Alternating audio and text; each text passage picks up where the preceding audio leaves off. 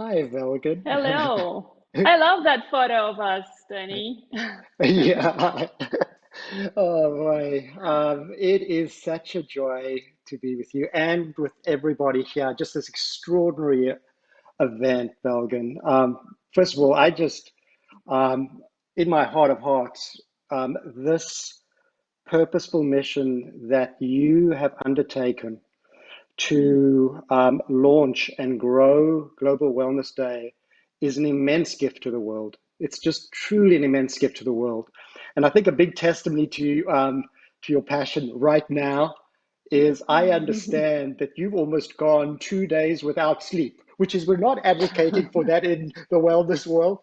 But I just want to say that the amount of the undertaking of doing a 24-hour live stream is absolutely immense. And I think the fact that you're still going with just this heartfelt presence is a testimony to your deep love and purpose for this work. So I would love to invite you to share, you know, that origin story. What is it that most deeply inspired you to launch Global Wellness Day, and what brings you greatest joy in this work, in this purposeful endeavor? Thank you. Thank you, Danny. It's great to be with you too. And yes, I'm still going, but I wouldn't be able to do any of this if I didn't have Global Wellness Day family. Yes, I'm here with, over 40 hours of no sleep, but Hakan is in the other room, Dennis is in the other room, you're over there, Kim is Yeah. over there, Celeste is in South Africa, Andrew Jaka is in, sorry, is in Thailand. So all over the world, all Global Wellness Day ambassadors and key supporters have been working tirelessly and immensely, putting their efforts to make this project that came out of a Zoom call. Actually, we were not planning to do a 24-hour live stream. We knew that we were going to go online, but the idea of 24-hour came out of an ambassador, and we didn't think it was going to be this difficult because it's not easy. I don't know if we would do it again, but now we can say that check, we've done that. It's almost over. We still have really interesting sessions to watch. There's the famous astrologist Susan Miller still has to do her session. I am looking very much forward to that. But going back to your question, Danny, Hmm. other than having Global Wellness Day family and their love around me, where I find the inner strength for Global Wellness Day, I think I thought about it the other day too, and every time I think about it, I come up with the same answer. I am trying to pay my debt of Hmm. my breath to the world because I feel like I owe something to the universe. Hmm. I always feel like Hmm. I'm in debt. I don't know if it's the healthiest feeling. I don't know what you would think about this, but I feel like it's never enough, and I feel like I need to do more, and I need to be in service more. As much as I can, I need to share the things that I experienced and learned with other people. And if I don't do that, it's the worst thing that I can do.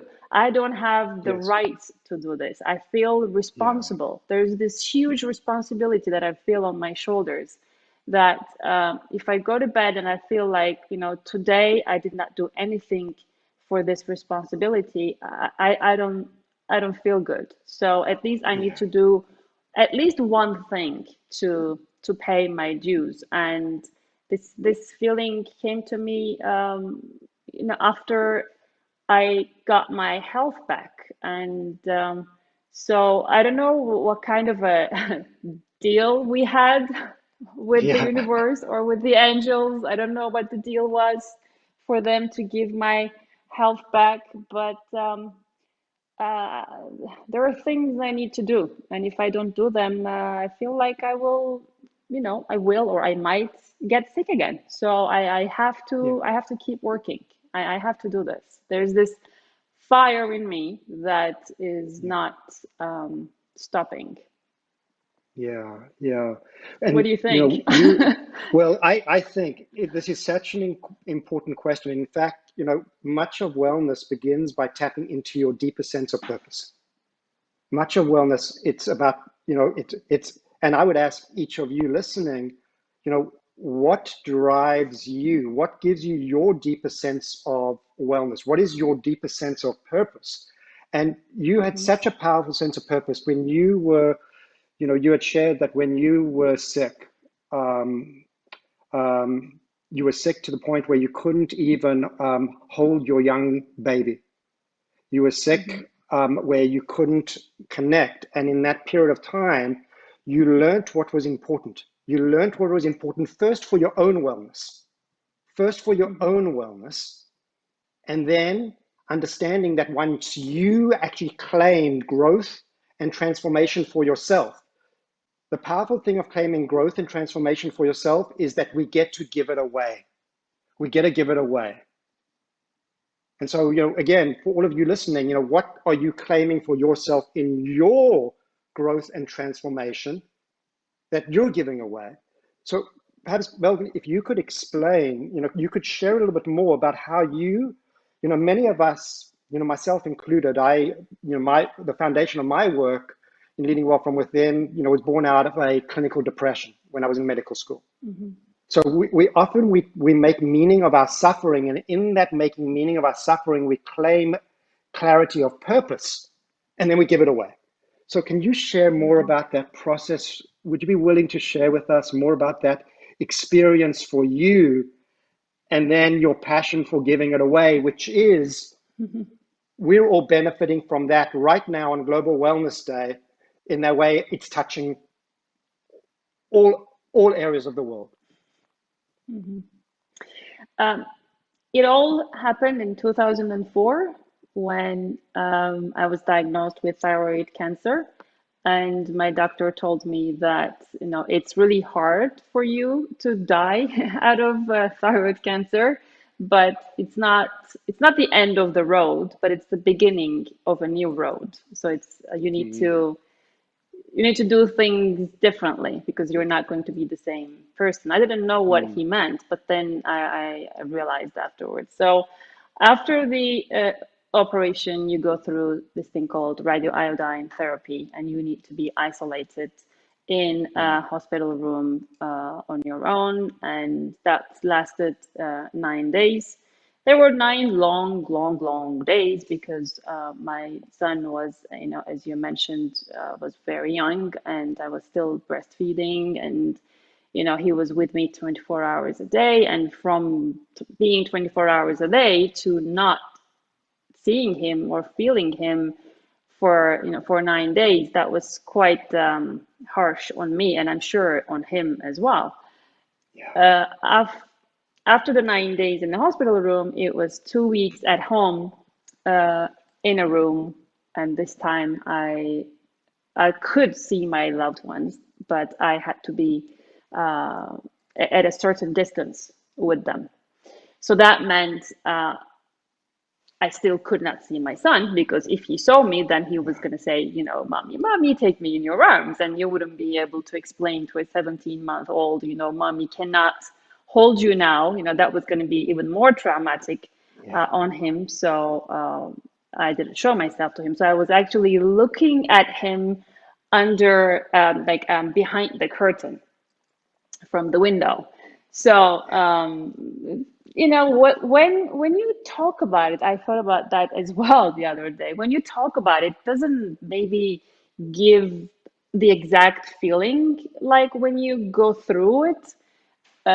It sounds more simple, but maybe because I was 29 years old, maybe I was not maybe if I went through it now, I would take it differently. But it was too much for me.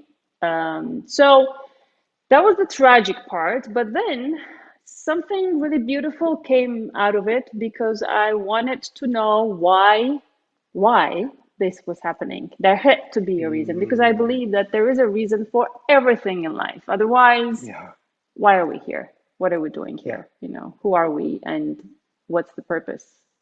What's the yes. purpose of life if there is no meaning to anything? So I tried to understand that, and that led me to reinventing myself and changing completely the way I live and the way I eat, the way I sleep, the way I exercise, and how I protect my heart, what matters and what Mm, doesn't matter in life. I understood that life was all about love and compassion, and that health yes. was the most important gift we have, and that love and compassion and health Mm, was actually wellness.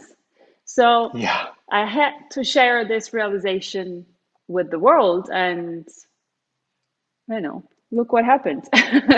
We were able to reach out to millions of hearts, and we still Yes. have a lot, many more people in the world that we need to touch their hearts as well. So Mm, I think that's the summary of what I went through. yeah.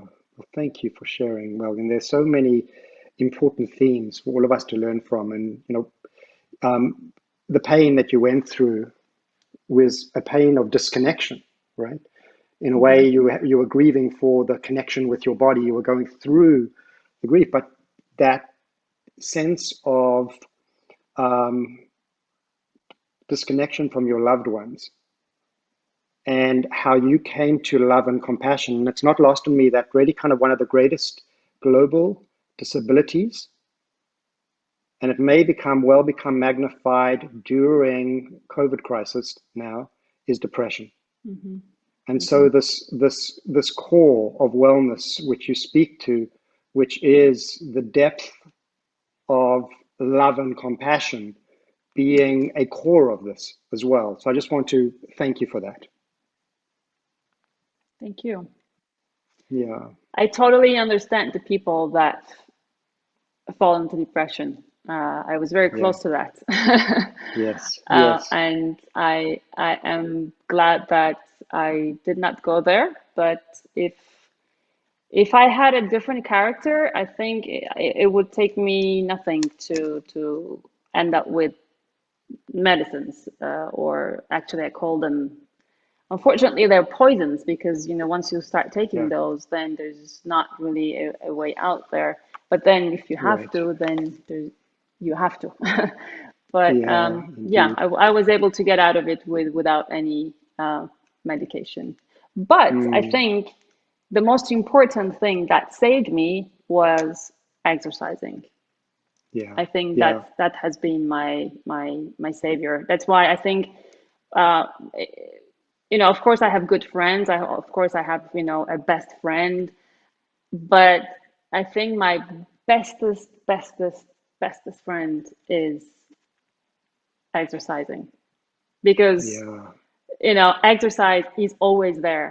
And whenever I feel down, it's the thing that lifts me up. As soon as I start Yeah. sweating and getting, releasing those toxins, Yeah. everything just changes. Like that's me, like that's my magic cocktail. And I'm glad that it's not something else. It's not alcohol, or it's not gambling, or Yeah. it's not things like that. But that's why I think I'm addicted to exercise. That it helps me to stay happy. Yeah. Yeah. Yeah. Hmm. What I want to do is just, invite a pivot over here for, as Belgin has shared a story, I want to invite, all of you listening to deeply reflect for yourself. When do you feel most alive and well? When do you feel most alive and well? Just think of times when you just at your best, most energized, most connected, most purposeful, vital and alive, living at your best, where you're actually, in the, where I served in leadership in the Academy of Integrative Health and Medicine, where actually they say also that love is the greatest healer of all. Mm-hmm. The mission statement or the definition of optimal health and wellness for the Academy aligns with the World Health Organization's definition of optimal health and wellness. And they define this as optimal health and wellness is the conscious pursuit of the highest level of function of the physical, mental, emotional, social, spiritual, and environmental aspect of human experience, resulting in a state where you feel fully alive. The revelation is that results in a condition of well-being, regardless of the presence or absence of disease. Mm-hmm. So I want to really encourage you all to think of, when do you feel most alive? When do you feel most alive? And what are you connecting to? What are you connecting to when you feel most alive? What are you connecting to when you feel most alive? And allowing that to serve as the source of inspiration. Sometimes, wellness can occasionally feel like a chore, like you need discipline to go out and exercise and to get the discipline of doing all of this. But when you connect with what makes you feel fully alive and feels enlivened, it becomes an invitation. It becomes an invitation to deeply love yourself. And when you're in that space, then we have the capacity to really lead well from within and then lead well in the world, to support others in their growth, and experience of wellness. I think that's a great question to the viewers that they can ask to themselves, and they can actually maybe send the answers using Global Wellness Day hashtag, and we would Ah, love to yeah, collect those answers. So that was a good call, Danny. yeah. Talking about leading well from within, you've Mm, written the book called Leading yeah, Well from Within, and I want to ask you why this title and why is it so relevant to us at this time on this day? yeah. Well, thank you. Well, leading well from within, first of all, is it's a science and practice of conscious leadership. But specifically, the title is that for us to lead well in the world, the first place we need to know how to lead is how do we lead well inside ourselves. And I shared that this work was born out of the depression I had in my medical training.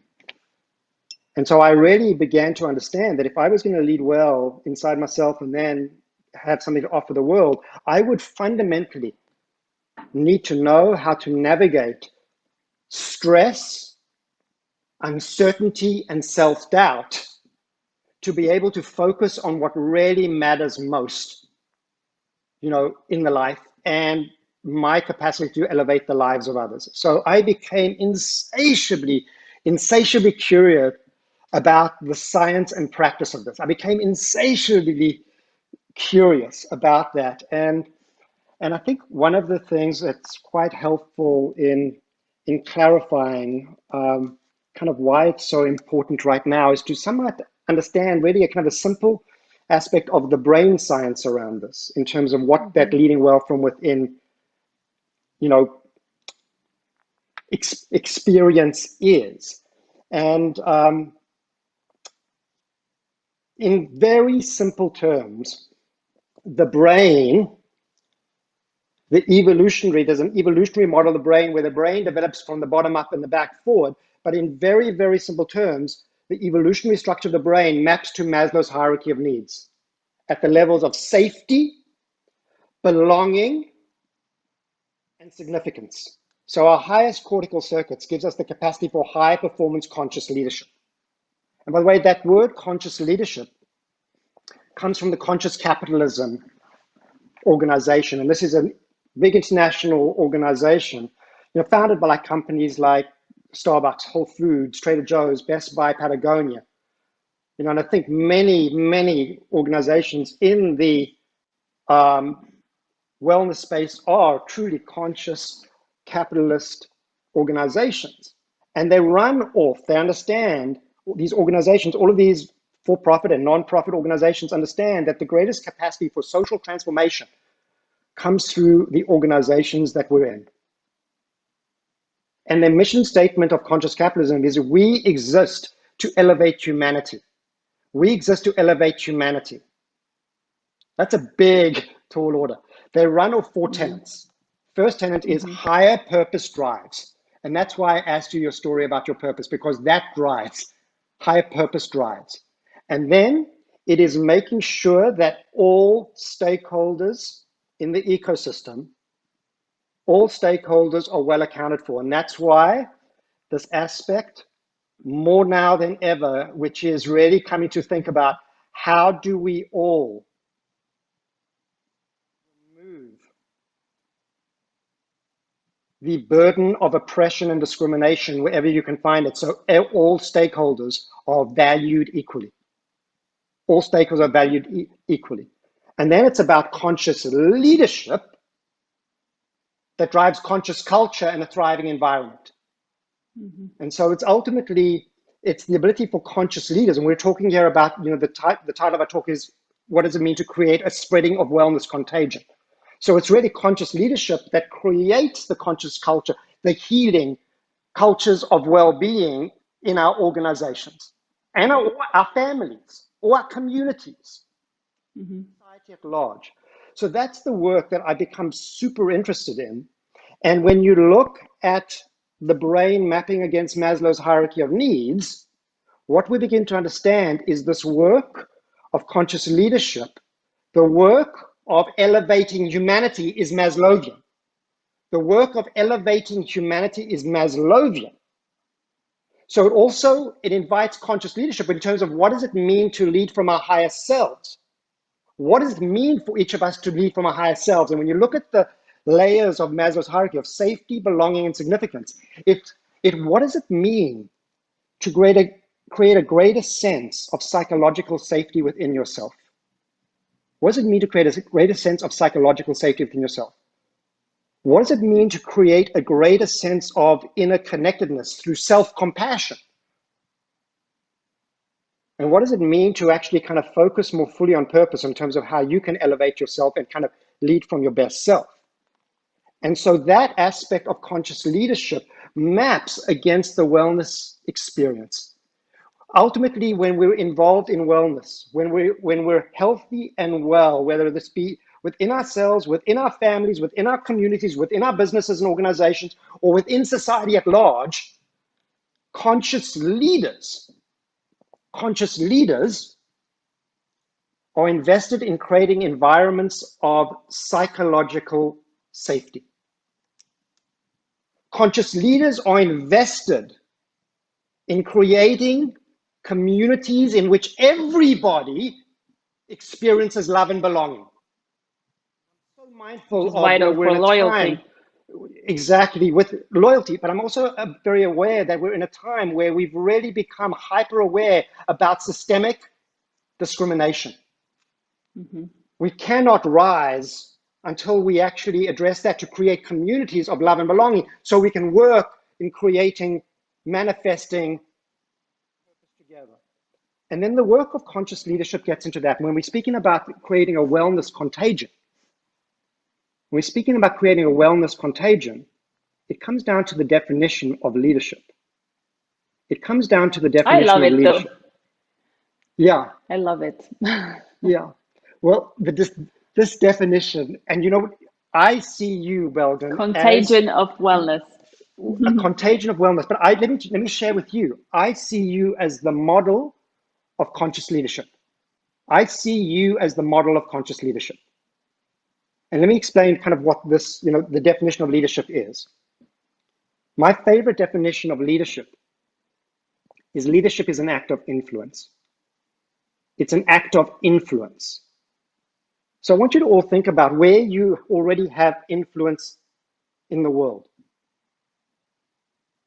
So what you'll do in reflection, you'll reflect that you not only have influence, let's say, in your business, you have influence in your family, in your groups of friends, in your, you know, so where, in society, where if you put in a Facebook post, you have influence.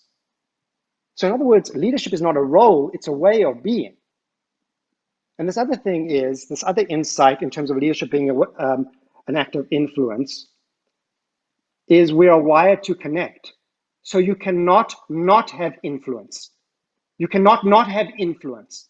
And the only question we have to ask ourselves is, in terms of, are we having positive influence in our environment or negative influence in our environment? And that's the spreading contagion. So leadership development is an act of awakening. It's an act of awakening to the leadership influence you already have wherever you stand. Wherever you stand. Now, here's the other thing about leadership and why purpose is so important in this. We have many leaders in the world right now that have tremendous influence, but it's not necessarily for good, right? So for leadership influence to be meaningful, it needs to be tethered to noble purpose. It needs to be tethered to noble purpose. So ultimately, when you're thinking about conscious leadership, it is the capacity to influence the character and behavior of others ultimately for good. Ultimately for good. And that's why I see you as a model of conscious leadership. The noble purpose that you have of making meaning of your journey and discovering into the heart that the heart of this is love and compassion. The heart of this is love and compassion. And the inspiration of you wanting to create Global Wellness Day that will survive our generations, will continue to grow and expand, is through your leadership and through the leadership of many ambassadors, supporters, and every single one of you listening today, every single one of you investing and listening today, we are part of a movement. We are part of a movement in which you're all leaders wherever you sit, part of a movement creating a wellness contagion. And it's so important because of the immense suffering right now in the world through coronavirus contagion and painful unrest with injustices Racism. across many societies, that ultimately we can meet this with conscious leadership and the spread of wellness Mhm. contagion. Thank you, Danny. Thank you. Mm, Uh, you are someone that has seen me being very, very happy with Global Wellness Day, and you've even seen some tears of mine as well.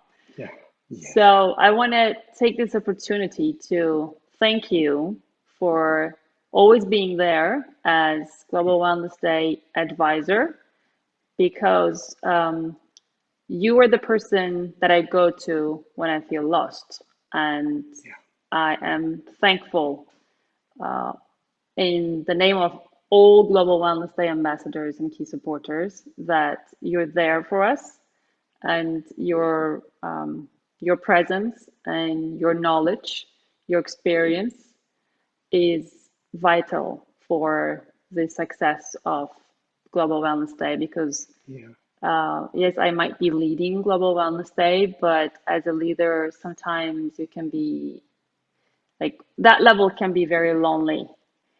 yes, I'm sure you know what I mean by that. And yes, sometimes you don't know where to go to and who to ask and have a mentor. And I'm so glad that you're there. So if Global yeah, Wellness Day is successful, your part is huge in that. So thank you very much, yeah. Danny. You are so welcome. You are so welcome, Belgin. It is just the deepest honor. And again, what you've just shared is the model of conscious leadership, and that is that this is, you know, the real, authentic work of conscious leadership is humility with fierce determination. You Hmm. know, and and ultimately, um, your act of drawing strength from loving service, just drawing strength from loving service, is what gives you the fierce intensity. So thank you for sharing and being real. And by the way, I go through in my leadership, I go through those same experiences. So if any of you are leaders, or and you sometimes find yourself being lost, um, I just want you to kind of just feel and just appreciate just how normal it is. But one of the things that I have an adage that I find, for me, the root of the word health is wholeness. The root of the word health is wholeness, which is wellness. And when I feel at my best, I feel a sense of being at home within myself.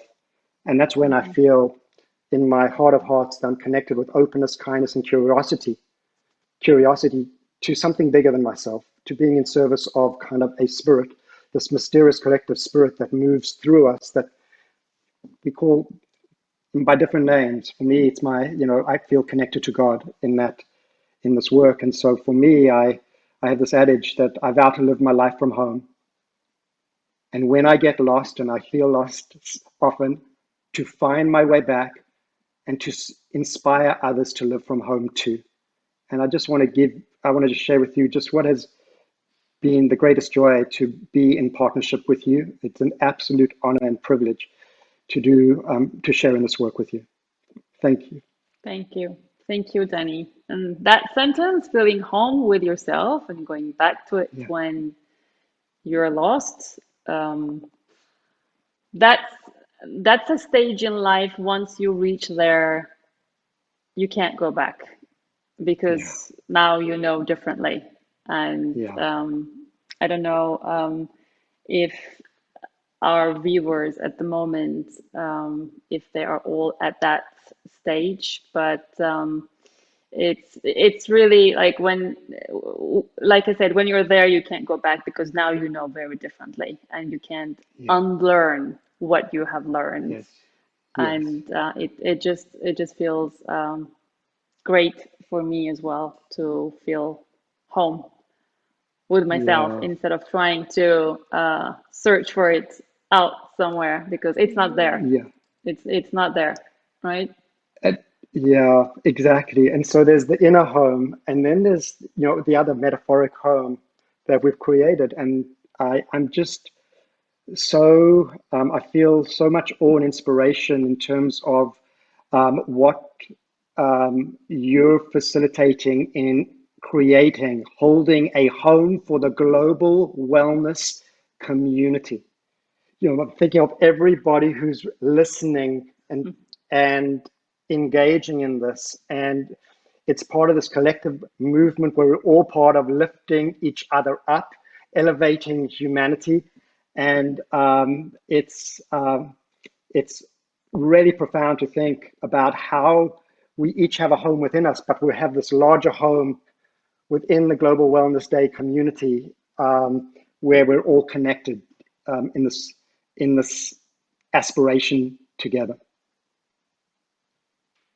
But we can find that home outside because we did find our home inside. That's how I look at it. Because then you feel like you need to be in service. I was not thinking like that before 2004. I didn't feel Yes, the need to give, yes, because I think human as mankind, we're so used to taking, and when it's about yes, giving, we usually think twice. But once that deal gets into a balance, then the usually I think the reaction of mankind is okay, now that it's in balance, I actually want to give more than I take, because the more I give, Wow. I actually do take even more. Wow, Belgin, what you've just said is so incredibly powerful to actually speak into what it means to truly create a wellness contagion. What it means to create a wellness contagion, because when you come back to Maslow's hierarchy of needs, the way the flows work in the brain is when demands exceed resources, we go down into a stream of threat response with stress, and we go down into a realm of safety and reactivity. And reactivity. On the other hand, in conscious leadership, can we move up the hierarchy, feeling safer, love and belonging, and really reconnecting with purposeful significant into a creative mindset? So we oscillate between this frame of reactivity and creativity in our lives. But because we are wired to connect, because we are wired to connect, we don't only experience reactivity or a creative mindset within ourselves. We exist in cycles of reactivity and cycles of creativity in our relationships. And the cycle of reactivity is a very sticky and prevalent cycle because it's working on very powerful survival circuits. And it's a cycle Mm. of fight, flight, trigger, fight, flight, trigger. And we're seeing so much of that destruction in the world right now. When people come to us as being edgy, it triggers somebody else's stress and self-doubt. They get into their fight and flight, triggering back into that cycle of reactivity, and that goes into the networks with spreading contagion of fear. The fear of contagion results in a spreading of fight and flight in the world. On the other hand, the cycle of creativity is something different. The cycle of creativity is something different. It's fundamentally a cycle of being able to receive and give love with another. It's the cycle of being able to receive others with deep empathy and understanding and give with authenticity and care. And so, in very, very simple terms, we're looking at sometimes when there's no awareness, there are reactive spreading contagions of fear in the world, and they spread in terms of even to the point of going to war. They spread the fear of. On the other hand, when we're able to rise and create psychological safety within ourselves, a deeper sense of connection within ourselves, and then be on purpose, where we feel whole and at home within ourselves, we are more able to receive and give with each others and create and be a part of creating a wellness contagion in the world. So what you're saying, is so profound in terms of your sense of wanting to receive and give love in the world. And this enables us to, when somebody comes at us edgy, instead of being triggered by it, when you're at your higher self, we begin to ask a different question. We begin to ask, huh, what is the suffering that's causing this reactive response? Exactly.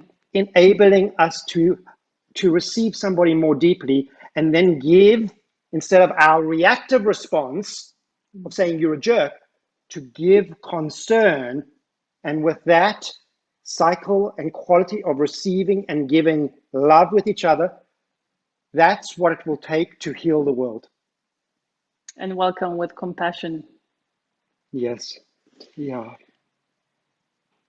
I think this is a great message that we can give to our viewers, and we can ask them to reflect today, which is actually a great day to do that, because our slogan Mm. is one day can change your whole Ah. life. And actually, today can be the day if they wanted to do any kind of change in themselves, in their lives. So I hope this conversation can be an inspiration for everyone to help the world to be a better place, so we can leave it in a better condition than we found it.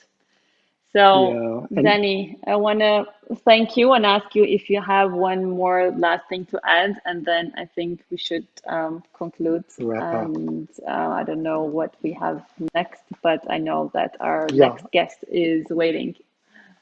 yeah, I would love to share something else because you invited something very important at the end, which is reflection, is Mhm. reflection. So I want to just leave you with thinking about, um, something about that will be massive to your ongoing growth, learning, and transformation on this journey. And that's the importance of reflection. And so there's something called an active learning cycle. And that is, there are three parts of the active learning cycle. The first part is necessary. There's content, and you've had an experience over here. Content and experience. And that's a very necessary part of change and transformation.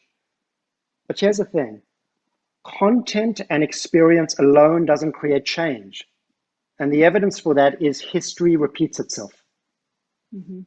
What does create change? So content and experience doesn't create change. What does create change is the metabolism or digestion of that content in high quality reflection. So making time after the session, but throughout your day for high quality reflection on the experiences around the experiences that you're having. And then through those insights to take effective action. To take effective action. So thinking about what have you learned now where you can meaningfully act to do something, to change your life and the lives of others around you. And then that leads to a new experience. So ultimately, when you look at the active learning cycle, the most important skill to support your learning and growth is learning how to learn. And the active learning cycle will support your growth and transformation if you understand that the experiences you have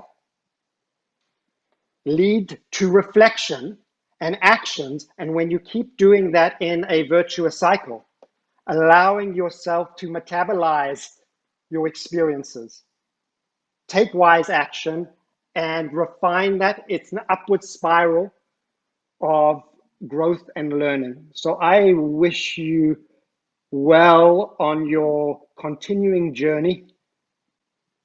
Wish you all well on your continuing journey of wellness and well-being and your capacity and your evolving capacity, your continually unfolding capacity to support the wellness and well-being of others. Thank you. Thank you very much, Danny. And thank you very much for all that you do for our industry, for the world, and for Global Wellness Day. And I hope our viewers have enjoyed our conversation. And yes, we will be hoping to receive answers with Global Wellness Day hashtag as to what they will be changing in their lives and what kind of inspiration they got from this conversation. So, thank you very much, Danny. Much Thank love you very much, and Margaret. Much love to you too. happy Global Wellness Day. Happy Global Wellness Day and much love to all of you listening and happy Global Wellness Day. It's just incredible to be part of this phenomenal celebration. Thank you, Belgin. Thank you. Thank you, Danny. It's Global Wellness Day!